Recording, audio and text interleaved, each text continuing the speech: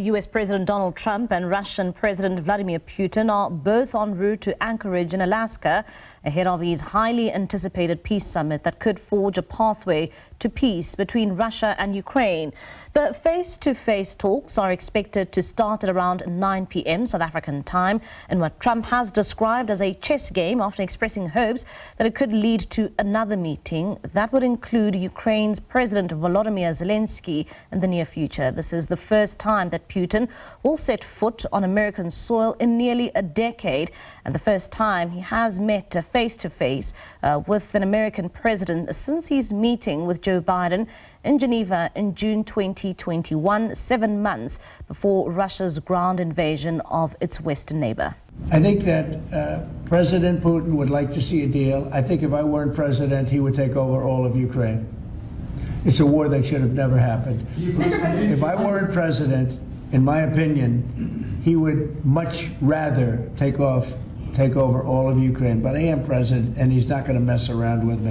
On Russia, Mr. President, would you support or agree to reducing NATO troops in Europe, in countries like Poland, in order to get Russia to agree to a peace deal? That hasn't been put before me, and I'll think about that for later, but it has not been put before me. Go ahead. Is anything less than an unconditional and immediate ceasefire a victory for the U.S.? Tomorrow? Yes. Well, tomorrow we'll see. I say, I don't know where that comes from. It's sort of not a good question. I would say that tomorrow all I want to do is set the table for the next meeting, which should happen shortly.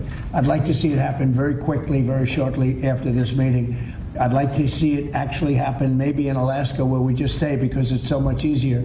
But I think that it's going to be very interesting. We're going to find out where everybody stands, and I'll know within the first 2 minutes, 3 minutes, 4 minutes, or 5 minutes, like we tend to find out whether or not we're going to have a good meeting or a bad meeting. And if it's a bad meeting, it'll end very quickly. And if it's a good meeting, we're going to end up getting peace in the pretty near future.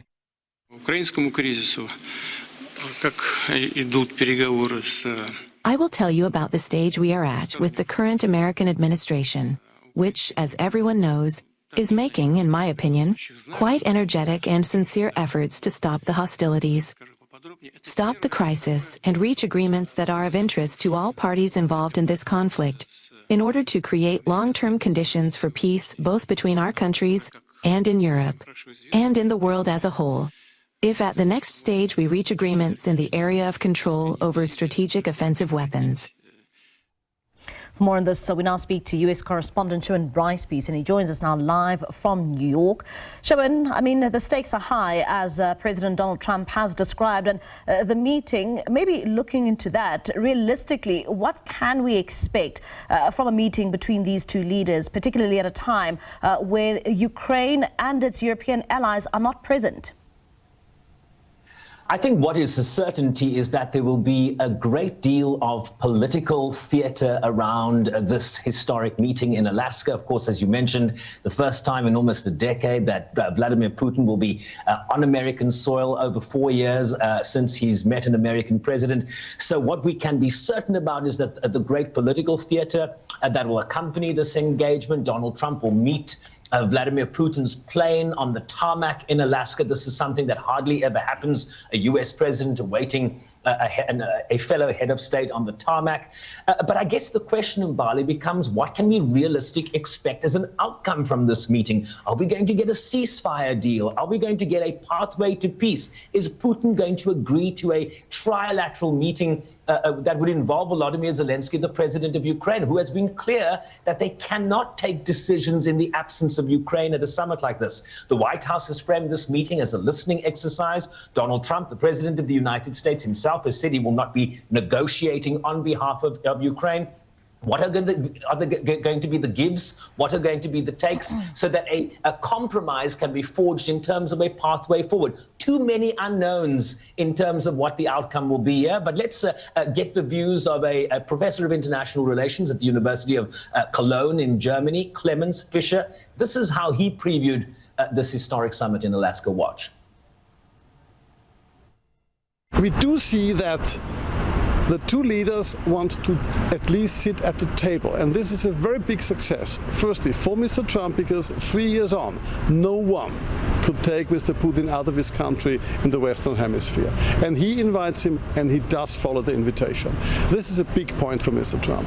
For Mr. Putin, it does show he is still so important that the leader of the Western world invites him to his own country, and therefore he joins. So what may be the outcome? Mr. Putin will have to deliver at least something for Mr. Trump, which he can sell at home, and that might be a ceasefire towards Ukrainian cities in the hinterland. Nothing more, but nothing less. It would mean for the civilians that they could sleep through the night since 3 years the first time. So this is a first step to a peace. We can't expect much more, but we may be surprised. Ali, this is a meeting between two permanent members of the United Nations Security Council. So the United Nations has weighed in. We asked them yesterday what they see this meeting as delivering, and they were very clear. The Secretary General spokesperson saying the following: we welcome the discussion between these two permanent members of the UNSC.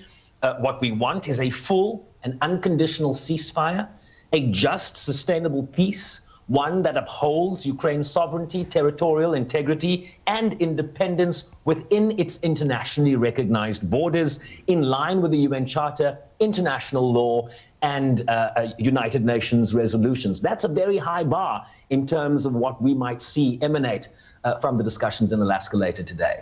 Certainly, Sherwin. I mean, let's also then talk about who will form part of this meeting. Do we know who are on the teams of both presidents and who will join this meeting in Alaska? And what does the composition of the said teams tell us about what we might expect? Yeah, it's a great question in terms of what might an outcome be. It really does depend on who's sitting around that table. With Donald Trump, the Vice President, J.D. Vance, will be there in Bali, Marco Rubio, who is the U.S. Secretary of State, but he's also the acting National Security Advisor to the White House. Steve Witkoff is a name you often hear as it relates to peace in Ukraine, ceasefire negotiations in Gaza. He's the special envoy of the White House. Scott Bessent is the Treasury Secretary. So what would his role be in terms of a peace discussion on Ukraine, right?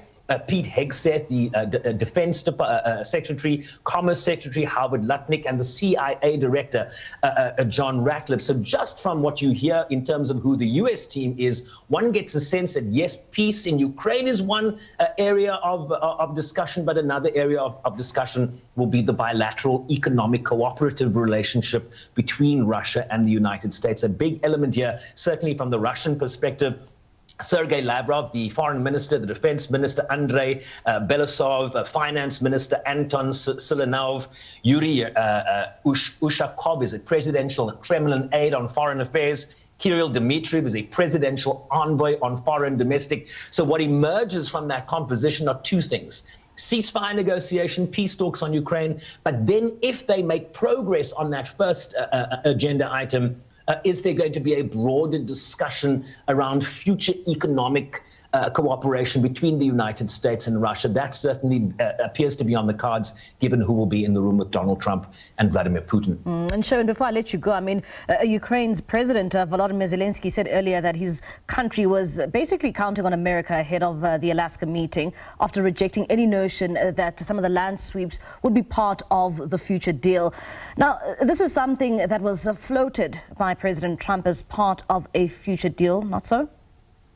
Yeah, Trump, of course, saying a couple of days ago that land swaps between Russia and Ukraine would have to be part of any future agreement. Let me just tell you what Zelenskyy, the president of Ukraine, has said ahead of this meeting. The key thing, he says, is that the meeting should open up a real pathway towards a just and substantive discussion between the leaders in a trilateral format. So again, kicking the ball down the road to a future possible trilateral meeting between Ukraine, the United States, and Russia. He says it is time to end the war and the necessary steps must be taken by Russia. We are counting on America. We are ready, as always, to work as productively as possible. He has also, of course, on the land swap issue, said some days ago, Ukrainians will not gift their land to the occupier. Any decisions against us, any decisions made without Ukraine are at the same time decisions against peace.